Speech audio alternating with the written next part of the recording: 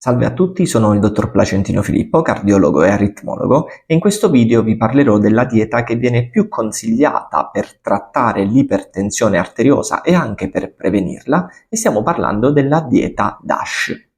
DASH è l'acronimo inglese che sta per approcci dietetici per fermare l'ipertensione. È una dieta che è stata proposta per la prima volta nel 1997 e da allora numerosi studi, revisioni e anche meta-analisi ne hanno confermato i risultati. Andiamolo a vedere nel dettaglio.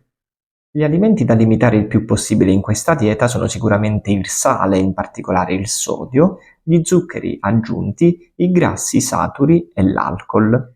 Tra gli alimenti consigliati abbiamo sicuramente sia la frutta che la verdura freschi, i cereali soprattutto integrali, i latticini poveri di grassi, poi abbiamo le proteine che andremo a vedere nel dettaglio e va bene anche un uso moderato sia di oli vegetali e anche di frutta secca e semi.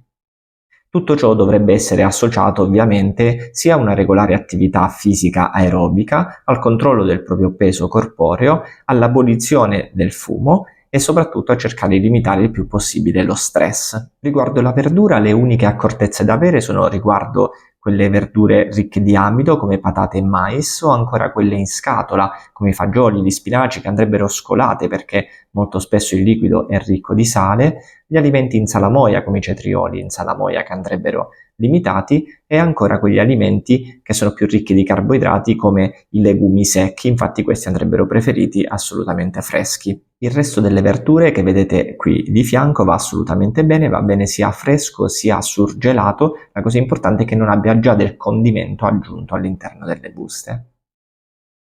La frutta va assolutamente bene, le accortezze devono essere rivolte alla frutta secca, all'uva passa, ai fichi secchi, e ancora ovviamente agli sciroppi e alla frutta zuccherata, e bisogna fare attenzione alla frutta troppo matura, in particolare le banane, e alla frutta esotica, mango, papaya, anche il cocco, che molto spesso contengono quantità di zuccheri un po' più alte. Il resto della frutta va assolutamente bene, mele, pere, arance, mandarini, frutti come i mirtilli, i frutti di bosco vanno bene, le banane non mature.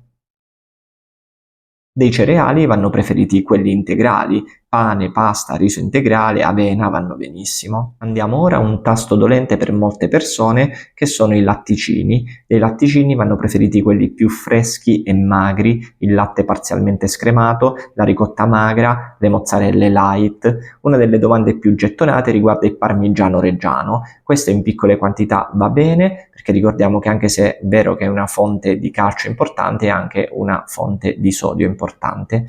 Invece i latticini e i formaggi più stagionati sono quelli lì spesso più salati, andrebbero limitati il più possibile. Le proteine di carne e pesce sono fondamentali per la nostra alimentazione, soprattutto nella carne vanno preferite le carni più magre come pollo e tacchino, anche dei pesci vanno preferiti quelli più magri e con contenuti più alti invece di acidi grassi buoni come gli omega 3. Qui lascio un elenco sia di cosa va bene sia di cosa va meno bene. Andando poi alla famiglia dei grassi, abbiamo degli oli che possono essere consumati con moderazione nella dieta, come l'olio extravergine d'oliva che va consumato crudo. Ci sono anche altri oli che vanno bene, e invece dei grassi che devono essere limitati il più possibile, in primis il burro e la margarina. Andiamo poi alla frutta secca, che viene molto spesso dimenticata. Questa fa parte anche della dieta mediterranea ed è molto importante soprattutto negli spuntini. A metà mattina o metà pomeriggio fare uno spuntino va bene per evitare di arrivare con troppa fame poi al pasto principale. La frutta secca che va evitata e limitata il più possibile è quella salata o quella zuccherata o ad esempio ricoperta di cioccolato, tutto il resto va bene in quantità moderate. Spero che questo video vi sia stato utile, nel caso vi invito a condividerlo per una più ampia diffusione. Vi invito inoltre a seguire le mie pagine social Facebook, Instagram e YouTube, Dottor Placentino Filippo, cardiologo e aritmologo. Grazie e buona salute a tutti!